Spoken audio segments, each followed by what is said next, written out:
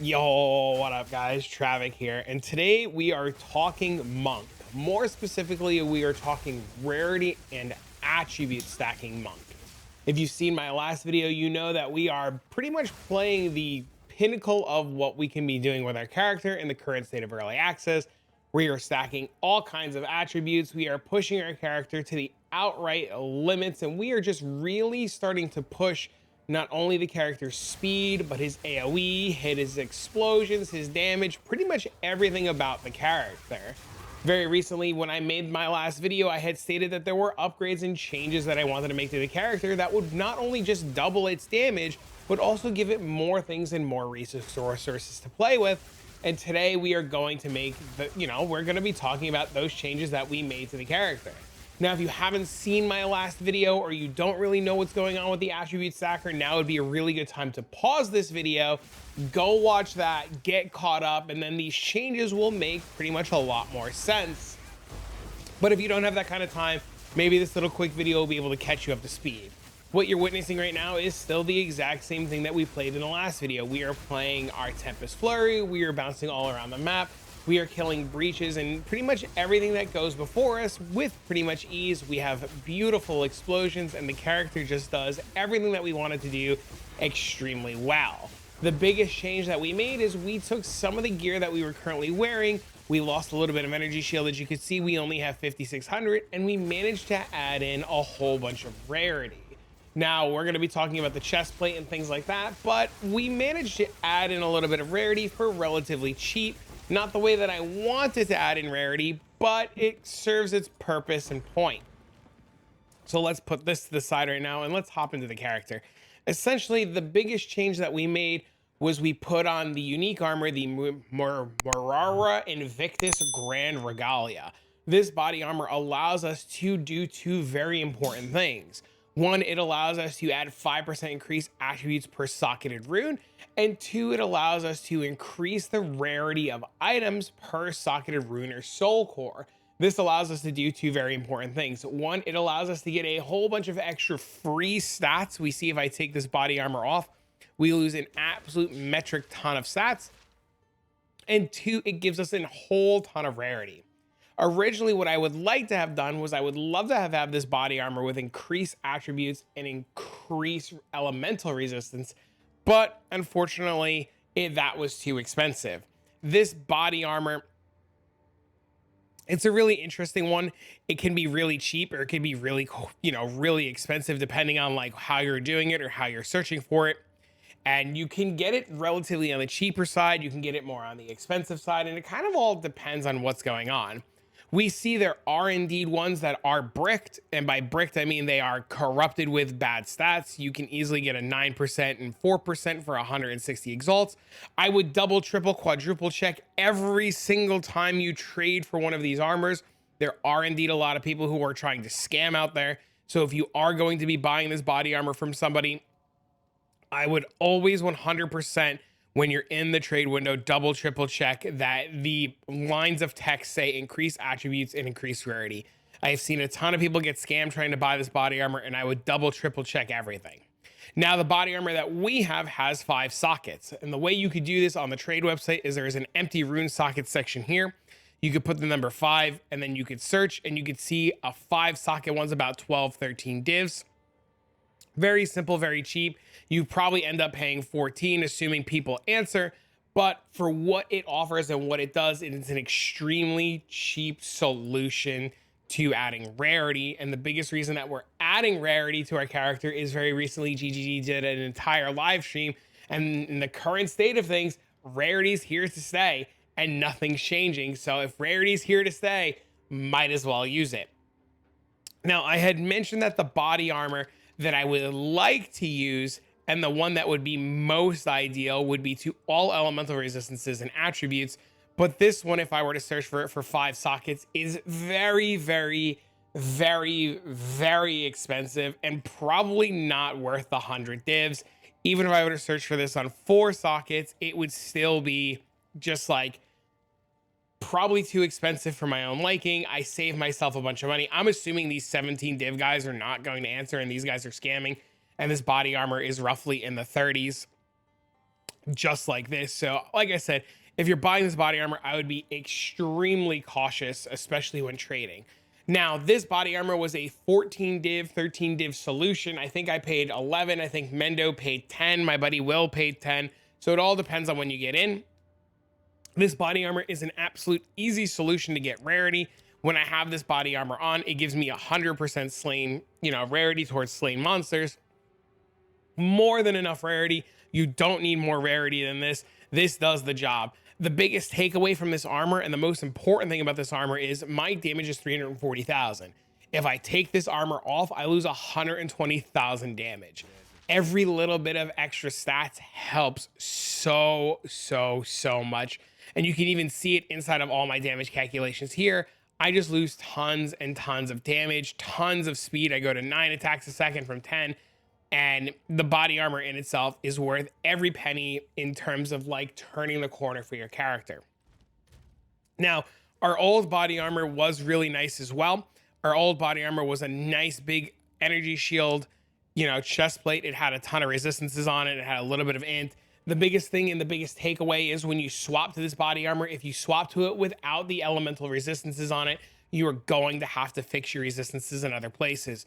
I have this beautiful helmet that gives me fire, cold, and lightning resistance. I have these beautiful boots that give me fire and cold resistance. And I finally socketed my gloves to give me a little bit of extra int. On top of that, my breach rings have all resistances on them. Both breach rings have all resistances on them, giving me extra resistances. A question that I get a whole lot is, hey, I have these rings, they have stats on them. What percent ingenuity do I want to buy? Well, if you've never done this before and you don't really know, essentially what you need to do is you need to take the number that's on your ring, so 16, and then times it by the amount that's on your ingenuity. And we see that I get an extra 12 resistances. So we already know that my ingenuity is probably a little too high. So if you're wondering what percent ingenuity, you really just need to take a look at the percent on the ingenuity and then the line of text on your ring, multiply it by the stat on the ingenuity and see if it gives you an even number. So for example, if you have rings with 16 all elemental resistance, you only need a 75% ingenuity. But if you do 14%, you probably want a different percent ingenuity. As far as this belt goes, and as far as like stacking resistances, you probably want a high roll 1. But in terms of everything, the body armor does make capping your resistances a little awkward and a little difficult, so keep that in mind. Outside of the body armor, there were some changes to the passive tree. We'll talk about that in a minute, but the rest of the gear is still the same. We still use a Pillar of the Cage God with attack speed, soul cores. Ideally, we get a 12% weapon damage per 5 strength. We still have our Hand of Wisdom in action. Now it is socketed with lightning resistance. Our rings still strengthened in elemental resistance, strengthened elemental resistance. We have an ingenuity now corrupted with 10 int. We have the body armor that we went over with attributes and rarity. Our helmet, a beautiful amount of resistances and some energy shield. Our boots, the exact same thing, a bunch of resistances, a little bit of extra int, and a ton of energy shield. We can even see here that our boots are adding 30,000 damage because they have a whole lot of int on them, and int is so important because it scales our Hand of Wisdom in action, giving us a ton of extra damage. Something else to note too, that every point of energy shield on your gear is how you will get more energy shield here. For example, my gloves have 23 energy shield, and when I take off my gloves, I lose 120 energy shield. My helmet, 348 energy shield. I lose thousands of energy shield. Same thing with my boots, 182, and I lose thousands of energy shield. If you're playing this build and you say, why don't I have anywhere near 5,000 energy shield? You have to fix your gear and you have to get more energy shield on your gear. It is the only way to get more energy shield. But overall, pretty straightforward, pretty simple. We did indeed update our amulet. We are now using spaghettification. This allows us to get some movement speed, some chaos damage, which we don't really care about, and just 7% increased attributes. It also gives us minus chaos resistance, but since we're chaos inoculation, we don't care. But we are indeed getting all attributes from our amulet. We are getting fire resistance from our amulet, a little bit of crit, a bunch of energy shield, just an overall really nice amulet that we changed from storm charge to spaghettification for just tons and tons of more damage. We see our amulet adds like 110,000 damage, so our amulet's pretty big. I don't think you need Astramentus. I think for the 150 divs, you could just do almost anything else. But I mean, if you have it and you want to use it and you put on Astramentus, you're going to have to replace everything else on your character. You'll also notice we have 2 charm sockets, one for cannot be stunned and one for freeze immunity, so that we can deal with the 2 major flaws of this build. 1, getting frozen, and 2, getting stunned. Overall, the rest of our character, pretty straightforward. We have Meditate with Second Wind and Arcane Tempo. We have Tempest Flurry with Lightning Mastery, Inspiration, Rage, Martial Tempo, and Primal Armaments. Charge Staff with Overcharge, Shock Siphon, Persistence, and Ambush. We have Tempest Bell with Leverage, Super Critical, Overabundance, Close Combat. Blink with Ingenuity, Combat Frenzy with Profusion, Herald of Ice with Magnified Effect, Lightning Infusion, Conduction, Cold Mastery, and Innervate. Herald of Thunder with Glacian, Cold Infusion, Ice Bite, and Electrocute. We are indeed now using Eye of Winter. The Eye of Winter will showcase how that works momentarily, but we have Eye of Winter with Deceleration and Unleash. Yes, we are manually casting Eye of Winter. No, it is not that big of a deal. You need to cast it once. And then we have a last socket down here. I have Stormwave in with Upheaval and Mobility. This is just so that I can have Stormwave on a quick 3-link or 4-link, depending on how I want to do things, and just clear out some extra mobs if I don't want to be doing this. Pretty straightforward. You could put almost anything here. Something to note, when you do put on this body armor, you are going to lose a lot of spirit. That is the biggest reason why we don't have as many auras as we do. We are also going to lose a little bit of energy shield, so we're sacking some survivability and some auras for more rarity, but the character is so strong, it doesn't even matter. Literally, the character is so strong, it, honest to God, it doesn't even matter. Surprise cat moment. But in terms of everything else, the character in itself does everything that we need it to do. Now, moving right along, we did make some changes to the passive tree. You'll see we still have the unique jewels in, but we moved a couple of things around. We're still Invoker with Meditate. We're still I Am the Blizzard. Nothing changes there. I Am the Blizzard is an awesome amount of damage.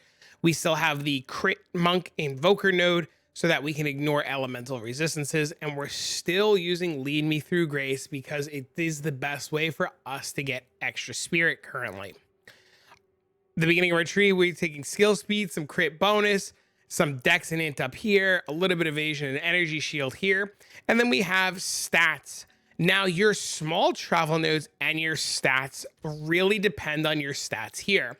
For strength, you want an interval of 5 at the end. So 400, 405, 410, 305, 310, stuff like that.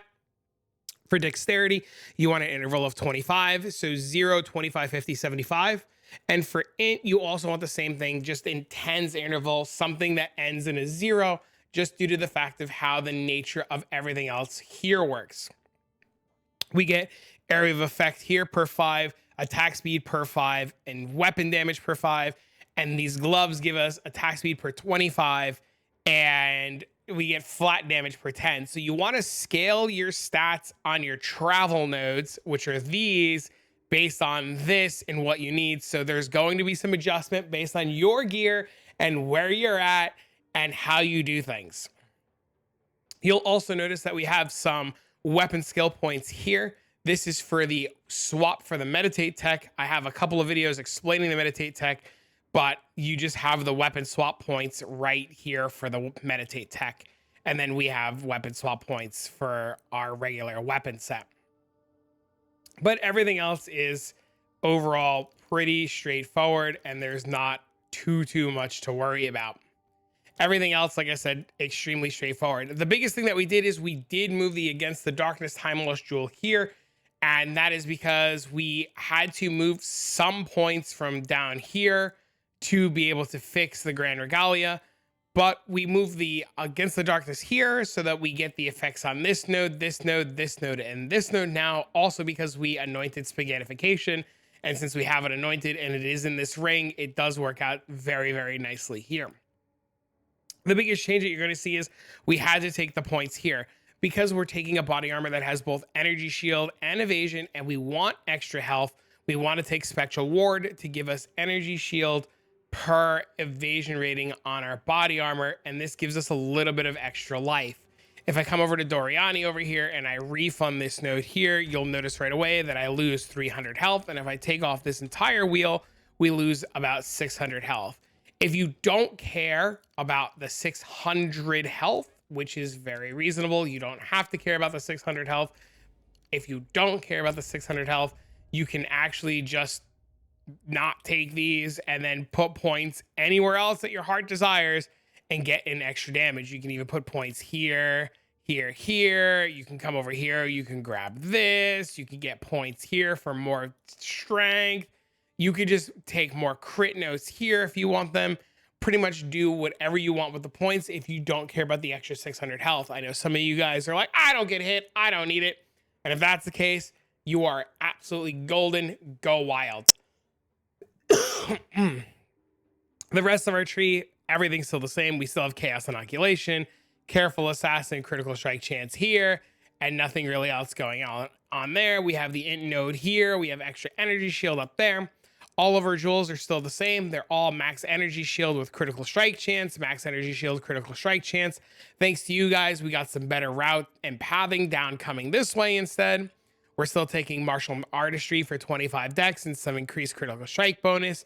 Falcon Technique for more attack speed per dex. A bunch of dex here. Percent dex here. All kinds of critical strike damage here. A jewel socket down here.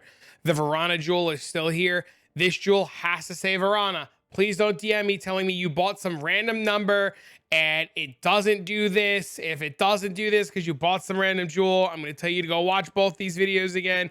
But this jewel has to say Verana on it. It is the most important thing. This jewel is explained in great detail in the last video. And so if you don't know what these jewels do, please go check out my last video. It explains them in great detail.